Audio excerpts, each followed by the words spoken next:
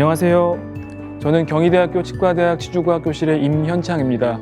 오늘 제가 여러분들과 함께 나눌 논문은 임플란트 식립 시기에 대한 프로토콜과 임플란트 주변 연조직의 상태를 개선시키기 위한 연조직 이식제의 종류가 임플란트 결과에 어떤 영향을 주는지 동물 실험 연구를 통해 본 조직 계측학적 논문입니다. 동물 실험 같은 경우에는 사람을 대상으로 한 연구에서 하기 어려운, 예를 들어서 다양한 프로토콜을 한 모델 안에서 비교할 수 있다든지 혹은 조직학적 정보를 주다든지 하는 장점이 있기 때문에 나름의 임상적 의미가 있다고 할 수 있습니다. 자, 이 연구에서 초점이 되는 것은 크게 두 포인트입니다. 하나는 임플란트 식립 시기이고 다른 하나는 연조직 이식제입니다. 임플란트 식립 시기는 2004년에 ITI 컨센서스에서 발치하자마자 임플란트를 식립하는 이미디어트 임플란트법, 발치 후에 한 달에서 두 달 사이에 식립하는 얼리 임플란트법, 발치 후 3에서 4개월 사이에 식립하는 딜레이드 임플란트법,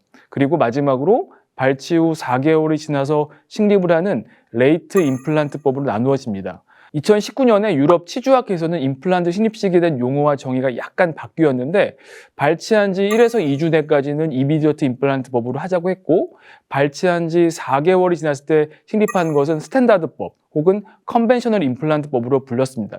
발치 후 경조직과 연조직이 모두 변한 걸 생각하게 되면 각 임플란트 식립 시기는 경조직, 연조직의 변화와 밀접하게 연관이 되어 있다고 할 수 있습니다. 예컨대 이미디어트 임플란트법은 아직 아무 경조직, 연조직 변화가 생기지 않은 상태겠죠. 그다음에 얼리 임플란트법은 연조직의 치유가 어느 정도 완료가 되었지만 아직 경조직의 변화는 일어나고 있는 상태입니다. 레이트 임플란트법은 이제 모든 변화가 끝난 상태에서 임플란트를 식립하는 것이라고 볼 수 있습니다. 따라서 각 시기의 조직 리모델링 상태 그리고 앞으로 발생할 리모델링이 연조직 이식 결과에도 영향을 줄 수 있다고 생각해 볼 수가 있습니다. 자, 제 환자 증례인데요. 상하게 있는 임플란트는 모두 제가 식립을 해드렸습니다. 4개의 임플란트가 발치 후 각각 다른 시점에서 임플란트 식립이 되었기 때문에 임상 사진에서 보듯이 연조직, 경조직 상황이 각각 다른 걸 볼 수가 있습니다. 임상적으로 조금씩 다른 수술 기법이 적용이 되었고 치유 양상이라든지 환자의 불편감 정도 그리고 특히 경조직, 연조직의 리모델링도 조금씩 다른 것을 이 환자를 통해 잘 알 수가 있었습니다. 다음으로 연조직 이식제에 대해 한번 보려고 합니다. 골드 스탠다드 재료는 환자의 구개부에서 채취한 자가 연조직입니다. 각화 조직을 만들 수 있는 유전적 정보가 있고 외력에 견딜 수 있는 물성이 있기 때문에 매우 안정적으로 잘 사용할 수가 있습니다. 하지만 구개부에 2차 수술 부위가 생기기 때문에 그로 인해서 환자의 불편감이 크다고 할 수가 있습니다. 어떤 환자분들은 사실 상당히 공포스럽게 생각하기도 합니다. 따라서 연조직 대체제가 나오게 되었는데 여러 문헌을 통해서 어느 정도는 입증이 되었습니다. 이러한 연조직 이식제의 종류가 다양한 임플란트 시기와 만났을 때 각각의 이식제들이 어떤 효과 크기를 나타내는 데 대해서는 그동안 보고된 바가 전혀 없었습니다. 따라서 이번 연구의 목표는 임플란트 식립 시기와 연조직 이식제의 종류가 조직 부피 형성 면에서 어떠한 차이를 보이는지 평가하기 위함이었습니다. 다음이 대략적인 스터디 플로우입니다. 자, 이 연구에서는 평가한 임플란트 타이밍은 이미디어트, 얼리, 그리고 딜레이드법인데요. 딜레이드는 다시 리치 프리저베이션 한 부위와 그렇지 않은 부위를 나누어서 총 4개의 임플란트 플레이스먼트 모달리티가 사용되었습니다. 사용한 연조직 이식제는 자가조직 그리고 콜라겐 매트릭스 두 종류가 사용이 되었습니다. 한 실험 동물당 크게 4번의 실험이 있었는데 첫 번째, 두 번째, 세 번째 수술은 딜레이드와 얼리 임플란트 플레이스먼트를 위한 발치, 치료제 보존술, 임플란트 식립, 골 이식 수술 등이 이루어진 것을 볼 수가 있었고 네 번째 수술에는 드디어 연조직 볼륨 증강술이 된 것을 볼 수가 있습니다. 얼리 임플란트 부위와 치료제 보존술 없이 딜레이드 임플란트를 한 부위는 임플란트 식립과 동시에 GBR을 시행을 했습니다.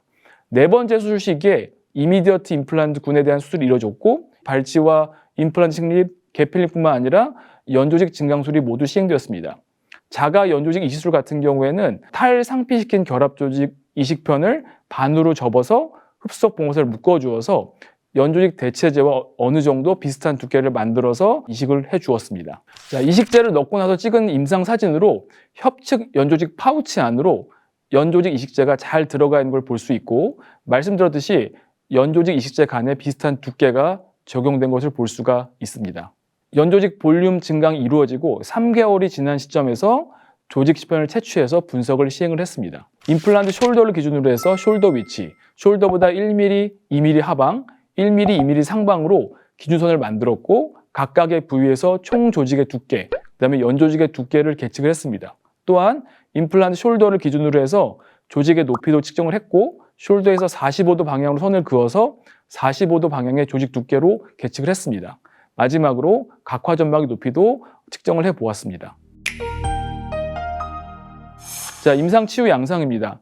흰색 글씨로 군명이 적혀져 있는 것이 자가 연조직을 적용한 군, 그리고 노란색 글씨가 대체제가 이식된 부위입니다. 군별로 조금씩 다른 조직 부피 증강이 된 것을 관찰할 수가 있습니다. 다음이 조직학적 양상을 보여주는 것인데 전반적인 조직학적 양상은 이미디어트 임플란트 했을 때, 그리고 리치 프리저병을 하고 딜레이드 임플란트 했을 때가 조금 더 양호한 양상으로 치유된 것을 볼 수가 있습니다. 이미디어트 임플란트군은 얇은 첩식골이 없어져도 개필링이 안정적으로 유지되기 때문에 임플란트 표면이 신생골로 잘 덮여있는 것이 관찰됩니다. 또한 리치 프리저베이션 군도 치조제의 폭 유지의 효과가 아주 좋았던 것을 볼 수가 있습니다. 얼리 임플란트 군과 딜레이드 임플란트 군에서는 고리식재가 일부 변이된 것이 보이는데 이는 GBR을 한 다음에 연조직 이식까지 치유 기간이 한 달로 좀 짧았기 때문에 이식된 경조직 물질들이 안정된 상태가 아니었기 때문으로 보입니다. 하지만 연조직 이식을 통해서 경조직 이식의 일부가 흩어져도 총 조직 부피는 어느 정도 두께가 잘 형성된 것을 알 수가 있습니다. 보시는 그래프들은 총 조직 두께와 연조직 두께에 대한 결과를 보여주는 것인데 이 중에서 중요한 몇 가지를 뽑아서 표로 정리한 것을 보여드리면 다음과 같습니다. 자, 이미디어트 임플란트 할 때가 총 협식 조직 두께가 자가 조직 쓰던 간에 아니면 연조직 대체제를 쓰던 간에 다른 임플란트 프로토콜에 비해서 더 두꺼웠습니다.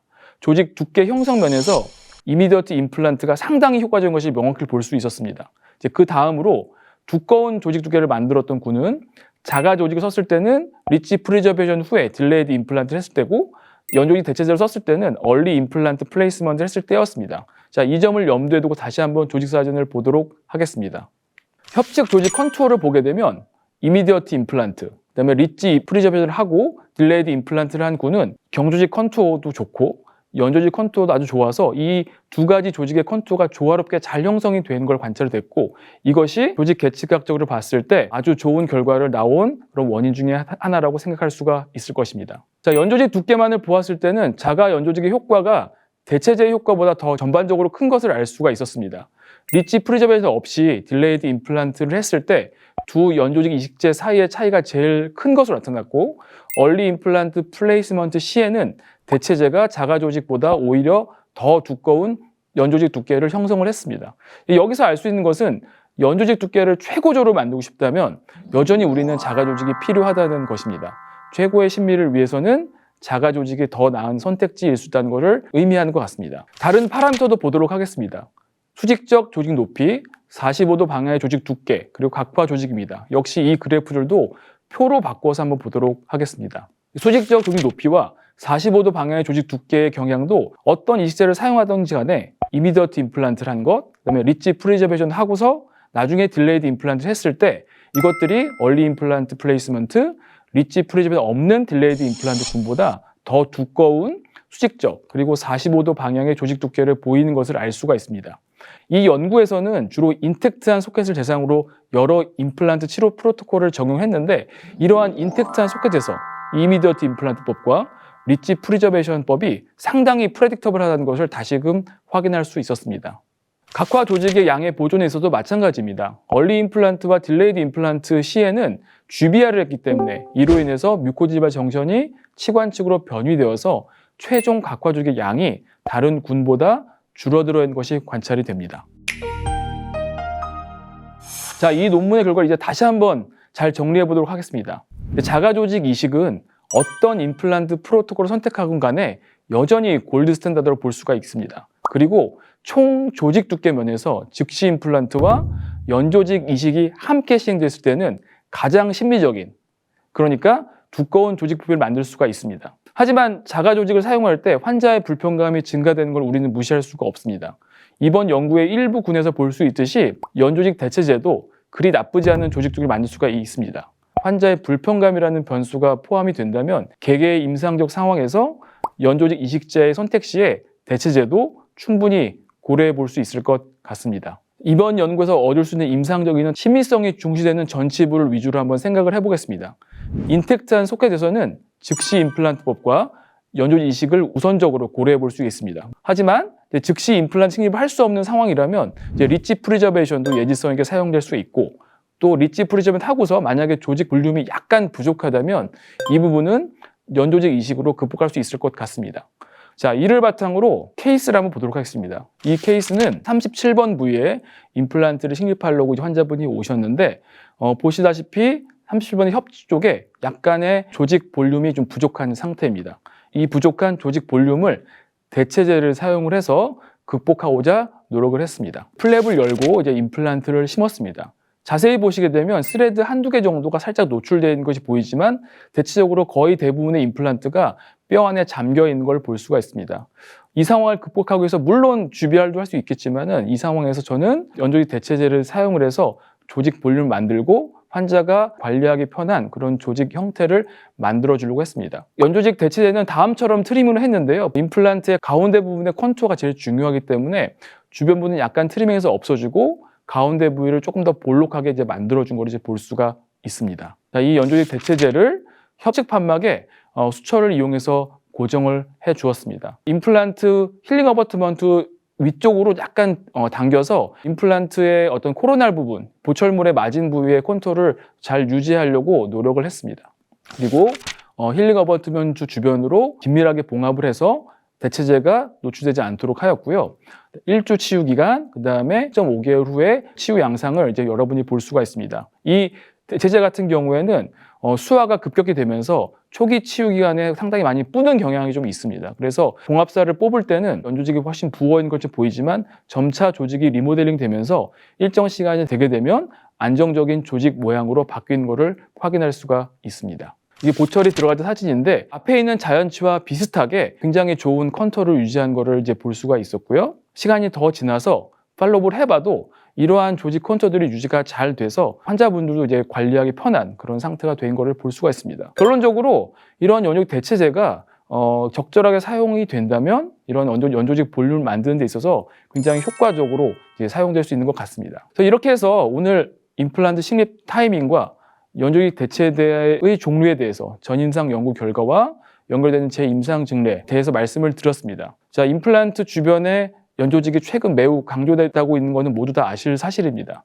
이상적인 연조직 볼륨을 만들기 위해서 연조직 이식이 필요한 증례가 굉장히 많고 이런 연조직 이식을 해야지 건강한 임플란트, 심미적인 임플란트를 만들 수가 있을 것 같습니다. 제가 오늘 이 시간을 통해 말씀드린 내용들이 여러분이 어떤 임플란트 시기를 설정할지 또 이 시기에 맞춰서 어떤 이제를 선택할지에 대해서 아무쪼록 도움이 됐으면 좋겠습니다. 감사합니다.